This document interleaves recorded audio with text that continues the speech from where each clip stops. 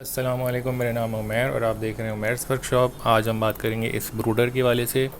یہ جو بروڈر ہے اس کا جو سائز ہوتا ہے وہ 2 فٹ بائی 2 فٹ گولائی میں ہوتا ہے۔ یہ چپ بورڈ کی شیٹ ہے اور یہ ہے لسانی کی 2 سوت کی پیٹرن میں، یہ فارمی کا ہے، اور اس کو ہم نے اس گولائی پہ لپیٹ دیا ہے کیلو کی مدد سے۔ اور اس میں جو ہم نے سرکٹ استعمال کیا ہے وہ ہے W3001 XH-W3001۔ اس کی وائرنگ اور جو سیٹنگ ہے وہ آپ کو مل جائے گی، اوپر لنک میں آ رہا ہوگا، یہ ڈسکرپشن میں مل جائے گا۔ اس کا جو فائدہ ہے لگانے کا، جو ہم نارملی W1209 لگاتے ہیں اس میں ہمیں پوری وائرنگ کرنی پڑتی ہے، زیادہ تر لوگوں سے ہوتی نہیں ہے۔ اس کا بہت سمپل سسٹم ہے کہ اس میں صرف 2 تار ہوتے ہیں کہ جو بھی 2 وولٹیجز ہوتے ہیں الگ الگ، 220 واٹ والا اور ایک 12 واٹ والا۔ تو اگر آپ 12 وولٹ دیں گے تو یہ آگے 12 وولٹ جو ہے دے گا، جو کرنٹ لے گا وہی کرنٹ آگے دے گا۔ تو اس کی وائرنگ بہت آسان ہے، اس کی سیٹنگ بھی بہت آسان ہے۔ یہ جو ہے آپ ڈاؤن ورڈ رکھیں گے اور یہ لو ٹیمپریچر اور یہ ہائی ٹیمپریچر جو ہم نے رکھا ہوا ہے وہ 35 رکھا ہوا ہے، اور یہ ہم نے 32 رکھا ہوا ہے، یعنی کہ 32 پہ آن ہو جائے گا اور 35 پہ آف ہو جائے گا۔ اس طرح سے یہ بند کھل ہوتا رہے گا، اور یہ ٹیمپریچر بیسٹ ہوتا ہے۔ ایک ہفتے سے لے کے 1 ہفتے تک کے لیے یہ ٹیمپریچر بہتر ہوتا ہے، پھر آپ اس کو کم کرتے جاتے ہیں، 30 سے 32 کر دیتے ہیں۔ اس میں جو ہم نے ہیٹر لگایا ہوا ہے، ہم نے نارمل ہیٹر لگایا ہوا ہے، یہ 100 واٹ کا، ٹھیک ہے۔ یہ جو ہے بند کھل ہوتا رہتا ہے، اور اگر آپ چاہتے ہیں کہ یہ نہ استعمال کریں تو آپ یہ والا 25 واٹ کا فوکسن بلب استعمال کر سکتے ہیں، انفراریڈ والا۔ تو وہ جو انفراریڈ بلب ہے وہ ڈائریکٹ جو بھی اس کے نیچے سٹینڈ ہوگا، جو بھی چوزا تو اس کو ڈائریکٹ گرمی ملے گی۔ یہ ہوا کو گرم نہیں کرتا، صرف سطح کو گرم کرتا ہے۔ فار ایگزامپل کبھی کبھی ایسا ہوتا ہے کہ یہ جو سرکٹ ہے خراب ہو جاتا ہے، تو اس کے ساتھ ساتھ یہ ہیٹر یا تو چلتا ہی رہ جائے گا یا بند ہو جائے گا۔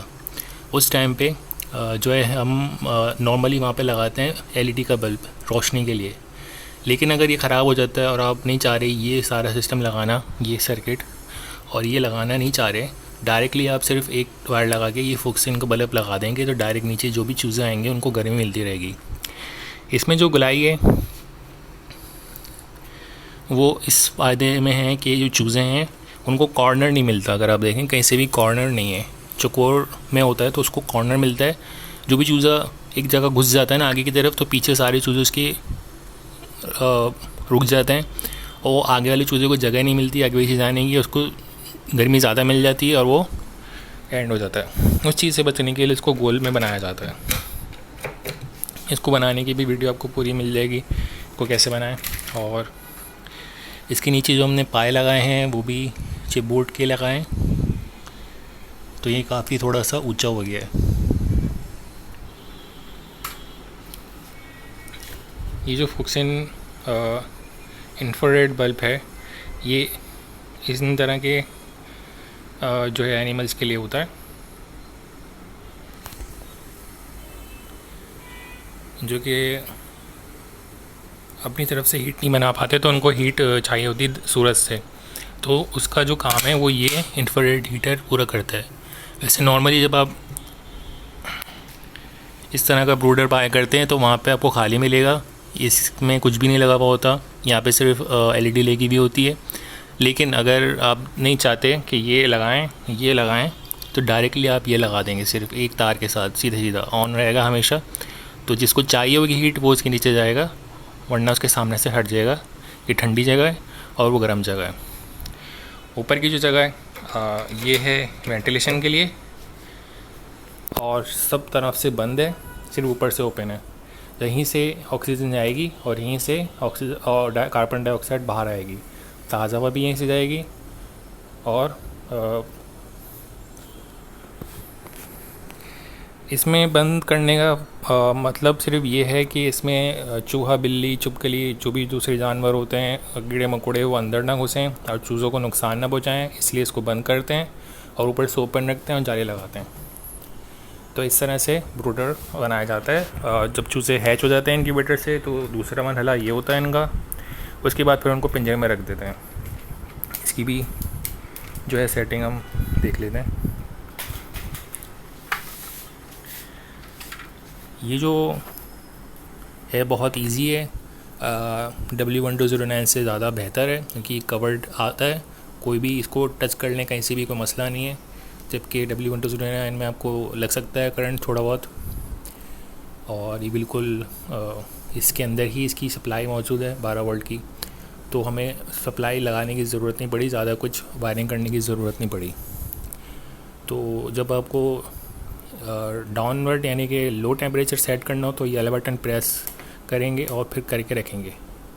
یہ چلنا سٹارٹ ہو گیا. تو اس کو ہم اپنے حساب سے کم زیادہ کر سکتے ہیں. 32 پہ ہم نے اس کو سیٹ کر دیا. یہ بلنک کرے گا پھر سیٹ ہو جائے گا. اس کے بعد ہم میکسیمم والے پہ بٹن دبائیں گے اور اس کو بٹن دبا کے رکھیں گے تو یہ کم زیادہ ہو جائے گا. پھر ہم اس کو واپس 35 پہ لے جا کے چھوڑ دیں گے, یا جتنے بھی لے جا کے چھوڑنا ہے اس پہ لے جا کے چھوڑ دیں گے, بلنک کرے گا اور سیٹ ہو جائے گا. تو اس کا یہ سمپل سسٹم ہے. تو اس میں جو ہے نارملی جو آپ چوزے رکھتے ہیں چوکور باکس میں, ان کا ایکسپائر ہونے کا جو خطرہ ہوتا ہے زیادہ ہوتا ہے. گلائی میں اس طرح کا بنوا لیں کارپینٹر وغیرہ سے, تو جو ایکسپائر ہونے کا سسٹم ہے وہ بہت کم ہو جاتا ہے. اور اگر یہ بھی نہیں بنانا چاہ رہے تو یہ والا LED بلب, یہ انفراریڈ بلب لگا لیں, اور گتا ہوتا ہے وہ گھما کے رکھ دیں اسے, اور اس میں چوزے رکھ دیں, اس میں ایک بلب لٹکا دیں. تو یہ بھی ایک سسٹم ہے. جبکہ یہ جو ہے ایک پائیدار چیز ہے, اگر آپ دیکھیں تو بہت مضبوط چیز ہے, کوئی بیٹھ بھی جائے تو کوئی ٹوٹے گا نہیں. تو اگر آپ کو یہ ویڈیو اچھی لگی, اس طرح کی جو دوسری ویڈیوز ہیں ایسے incubator, automatic incubator, auto Turner, اس کی جو بنانے کی ویڈیو وہ بھی مل جائے گی. اس طرح کے جو سرکٹ ہوتے ہیں ان کی وائرنگ وغیرہ آپ کو مل جائیں گی. اور میتھ ورک شاپ سرچ کر کے لکھیں گے تو آپ کو ساری چیزیں سرچ میں آ جائیں گی. ان کو دیکھ کے آپ اپنا خود کا بھی جو ہے چیزیں بنا سکتے ہیں.